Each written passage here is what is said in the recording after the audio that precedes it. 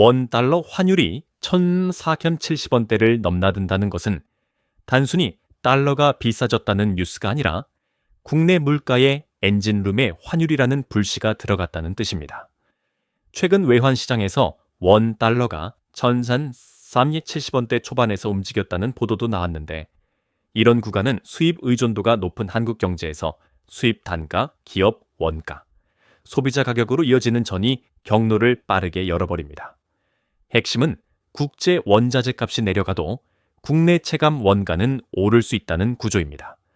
한국은행이 12월 10일 발표한 2025년 11월 수출입물가 지수를 보면 11월 수입물가는 전월 대비 2.6% 상승했고 전년 동월 대비로도 2.2% 상승했습니다. 같은 자료에서 더 결정적인 대목은 국제 유가가 오히려 하락했는데도 수입물가가 올랐다는 점입니다. 두바이유 월평균은 10월 62원징 달러, 배럴에서 11월 63산 7달러로 0.8% 하락했지만 원달러 평균 환율은 10월 1,423 3인주권에서 11월 1,707원으로 상승했습니다. 즉, 달러로는 싸졌는데 원화로 환산하는 순간 비싸지는 전형적인 환율발 비용 인플레이션 조건이 성립한 것입니다. 이때 시장에서 흔히 놓치는 함정이 유가가 내려가니 괜찮다는 착시입니다. 유가는 에너지 바구니의 일부일 뿐이고 환율은 에너지뿐 아니라 곡물, 육류, 화학 원료 금속재, 코부품, 장비까지 모든 수입 품목에 동시 충격을 주는 관격 변수입니다. 실제로 11월 수입 물가를 용도별로 보면 원재료가 전월 대비 2.4%, 중간재가 3.3% 올랐고 자본재와 소비재도 각각 1.5%, 1.8% 상승했습니다. 여기서 중간재 상승이 특히 위험합니다. 중간재는 제조업의 원가를 직접 밀어올려 기업 마진을 깎거나 최종 판매가에 전가하거나 생산을 줄이는 세 가지 선택지를 강요하기 때문입니다. 품목 단위로 들어가면 왜 체감이 빠르게 나빠지는지 더 선명해집니다. 하는 자료의 주요 등락 품목을 보면 원재료 쪽에서는 천연가스가 전월 대비 3.8% 상승했고 농림수산품 중 쇠고기는 전월 대비 4.5% 올랐습니다. 중간재에서는 플래시 메모리가 전월 대비 23.4% 급등했고 화학 제품 중 수산화 리튬은 10.0% 상승, 석탄 석유 제품 중 제트유는 8.5% 상승으로 나타납니다. 이런 움직임은 겨울 난방비, 플러스는 식료품, 판촉판, 산업용 핵심 부품, 배터리 밸류체인, 펄슨, 운송 항공 연료가 동시에 압력을 받는 시나리오와 맞닿아 있습니다. 여기서 중요한 포인트는 이 충격이 곧바로 소비자 물가로 1.1 전가되지는 않더라도 시간차를 두고 전이된다는 점입니다. 기업은 재고와 계약, 납품 단가 조정 주기 때문에 즉시 반영하지 못하지만 환율이 1.2개월만 높은 구간을 유지해도 원가 누적이 시작되고 결국 가격표가 바뀌는 순간이 옵니다. 통계청이 발표한 2025년 11월 소비자 물가 동향을 보면 11월 소비자 물가는 전년 동월 대비 2.4% 상승했고 생활물가 지수는 2.9% 상승, 그중 식품은 3.7% 상승으로 나타납니다. 즉 이미 생활체감 영역에서는 2%대 중반이라는 숫자보다 더 날카로운 압력이 형성돼 있고 여기에 환율발 수입물가 상승이 더해지면 내년 초로 갈수록 체감 물가가 한 번 더 튈 여지가 커집니다. 결론적으로 1,310원대 환율은 단순한 환율 뉴스가 아니라 수입물가 2.6%라는 실측 지표로 이미 현실화된 비용 충격이며 LNG 식료품, 반도체, 핵심 부품 같은 필수, 핵심 품목에서 상승 신호가 동시에 관측된다는 점에서 위험도가 높습니다. 이제 시장이 봐야 할 질문은 하나입니다. 환율이 일시적 급등으로 끝나느냐, 아니면 1,340심 370원대의 고원 지형으로 굳어지느냐에 따라 2부에서 다룰 기업 가계의 체감 충격 강도가 완전히 달라집니다. 2부를 이어서 작성할까요? 1부에서 확인했듯이 2025년 11월 수입 물가는 전월 대비 2.6% 상승했고, 이는 원달러 평균 환율이 10월 1.33436원에서 11월 전년 657.77원으로 오른 영향이 핵심으로 지목됩니다. 여기서 2부의 관전 포인트는 수입 단가 상승이 어디에서 어떤 속도로 누구에게 비용으로 전가되는가입니다. 수입 물가 상승은 먼저 기업의 조달 비용과 제조 원가에 찍히고 그 다음 납품 단가 파산 판매가 조정을 통해 소비자 물가로 번집니다.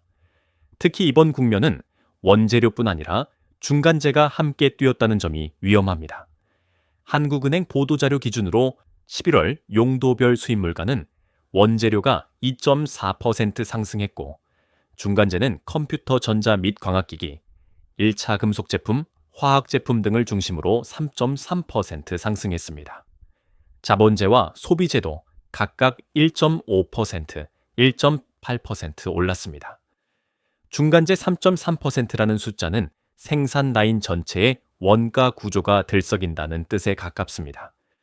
중간재는 반도체 전자 부품, 금속 화학 소재, 산업용 부품처럼 다른 제품의 몸통을 이루기 때문에 특정 업종 한두 곳이 아니라 제조업 전반에 비용 압박을 동시다발로 확산시키는 성격이 있습니다. 이 과정에서 대기업은 일정 수준의 환해지 장기 계약, 가격 전가력을 갖고 버틸 수 있지만 중소 중견 제조업체는 납품 단가 협상력이 약하고 운전 자금 여력이 제한적이라 충격이 더 빠르게 체감됩니다. 실제로 11월 수입 물가의 주요 등락 품목을 보면 원재료에서 쇠고기 4.5% 상승, 천연가스 3.8% 상승, 원유 1.6% 상승이 확인됩니다. 겨울철 난방 수요와 맞물린 LNG는 난방 발전, 산업용 에너지 비용을 동시에 건드리고 쇠고기 같은 식품류는 외식 가공식품으로 이어지는 가격 사슬이 길어 체감 물가에 빠르게 반영됩니다. 기업 입장에서는 에너지비, 원재료비가 오르면 생산 단가가 상승하고 이익률 방어를 위해 가격을 올리거나 비용을 흡수해 마진을 깎거나 생산량, 고용 투자를 줄이는 선택지로 밀려납니다. 문제는 이 세 선택지 모두가 가계 부담으로 이어진다는 점입니다. 가격을 올리면 당장 체감 물가가 뛰고 마진이 깎이면 임금 고용이 압박받으며 생산과 투자가 줄면 경기 회복이 지연됩니다. 이 전이의 종착점이 바로 소비자 물가입니다. 정부 브리핑에 따르면 11월 소비자 물가 지수는 107.2로 전월 대비 0.2% 하락했지만 전년 동월 대비 2.4% 상승했습니다. 동시에 생활 물가 지수는 전년 동월 대비 2.9% 상승했고 식품은 3.7% 상승, 식품 이외는 2.3% 상승으로 나타납니다. 즉 표면 CPI 2.4%, 보다 살림살이에서 자주 사는 품목을 묶은 생활물가 2.9%가 더 높게 움직이며 그 중에서도 식품 3.7%이 앞서 달리는 구조입니다. 이 지점에서 환율발 수입물가가 위험한 이유는 명확합니다. 수입물가가 오를 때 가장 먼저 흔들리는 항목이 에너지, 식품, 부품 같은 필수 투입물이고 이들은 대체가 어렵고 가격 탄력성이 낮아 결국 소비자가 비용을 떠안게 되기 때문입니다. 특히 석유류의 경우 유가 하락에도 국내 가격이 충분히 내려가지 않는 현상이 나타날 수 있는데 11월 브리핑의 질의응답에서도 국제유가 하락과 달리 환율 상승 그리고 유류세 인하율 축소 등의 요인이 석유류 상승폭 확대 배경으로 언급됩니다. 이처럼 환율은 단순히 수입품 가격만 올리는 변수가 아니라 물류, 운송, 자건상 가공 기원 외식, 서비스 전반의 비용을 함께 끌어올리는 비용 파급의 스위치입니다. 그리고 환율이 단기간 급등한 뒤 빠르게 되돌려지지 않고 연천 서무 70원선 돌파 같은 레벨 이벤트가 반복될수록 시장 참여자들은 가격표를 다시 쓰기 시작합니다. 실제로 원 달러가 1원 4,070원을 넘겼다는 보도도 있었는데 이런 레벨은 심리적으로도 원가 상승이 일시적이 아닐 수 있다는 판단을 강화해 가격 전가를 앞당기는 촉매가 됩니다. 결론적으로 11월에 2.6% 수입 물가 상승은 통계상의 숫자가 아니라 중간재 3% 상승을 통해 제조원가를 누르고 LNG, 쇠고기 같은 품목을 통해 난방식품 체감 부담을 키우며 생활물가 2.9%, 식품 3.7%라는 형태로 이미 가계 영역에 신호가 찍히고 있습니다. 다음 3부에서는 정부 대응의 한계와 환율 관리가 왜 내년 경제의 시험대가 되는지를 이어서 정리하겠습니다. 3부를 작성할까요? 고환율 국면에서 정부가 물가 안정 대책을 내놓더라도 체감이 늦거나 효과가 제한적으로 나타나는 이유는 간단합니다. 환율은 국내 정책만으로 즉시 되돌리기 어려운 대외 변수이고 수입 의존도가 높은 경제에서는 그 충격이 원가 체계 전체로 빠르게 번지기 때문입니다. 한국은행이 2025년 11월 수출입 물가 지수에서 밝힌 바와 같이 11월 수입 물가는 전월 대비 2.6% 상승했고 그 배경으로 국제 유가가 하락했음에도 원 달러 환율 상승이 더 크게 작용했다고 명시돼 있습니다. 실제로 두바이유 월 평균은 10월 60원 달러, 배럴에서 11월 64.47달러로 0.8% 하락했지만 원달러 평균 환율은 10월 1,433.36원에서 11월 1,497.7원으로 2.4% 상승했습니다. 이 구조가 시사하는 바는 분명합니다. 원자재 값이 내려가니 괜찮다가 아니라 환율이 높으면 내려간 국제 가격을 국내가 흡수하지 못한다는 것입니다. 따라서 정책의 본질은 환율을 단기간에 원하는 수준으로 만드는 것이 아니라 환율 변동이 과도하게 증폭되는 구간을 완화하고 수입 물가가 소비자 물가로 전이되는 속도를 늦추며 가계의 충격을 분산시키는 쪽으로 설계될 수밖에 없습니다. 문제는 이 과정에서 정책 목표들이 서로 충돌한다는 점입니다.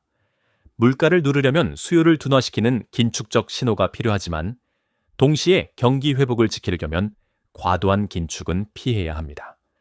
환율을 안정시키려면 금리 자본 흐름, 심리를 함께 봐야 하지만 금리만으로 해결하려 하면 가계부채 이자 부담이라는 다른 리스크가 커집니다. 이미 통계청이 발표한 2025년 11월 소비자 물가 동향에서도 전체 CPI가 전년 동월 대비 2.4% 상승, 전월 대비 0.2% 하락한 가운데 생활물가 지수는 전년 동월 대비 2.9% 상승했고 그중 식품은 3.7% 상승으로 체감 영역의 압력이 더 크게 나타났습니다. 즉, 표면 지표가 2%대 중반에 머문다고 해서 가계가 느끼는 압력이 완화되는 것이 아니며 환율발 비용 상승이 지속되면 생활물가 중심의 경직성이 더 강해질 수 있습니다. 이때 정부가 손을 대기 쉬운 수단 중 하나가 유류세 같은 간접세 조정이지만 이것도 만능이 아닙니다. 기획재정부는 2025년 10월 22일 유류세 한시 인하를 12월 31일까지 2개월 연장하되 인하율을 일부 환원하는 방안을 발표했습니다. 구체적으로 휘발유 인하율은 10%에서 7%로 경유 및 LPG 부탄 인하율은 15%에서 10%로 조정했습니다.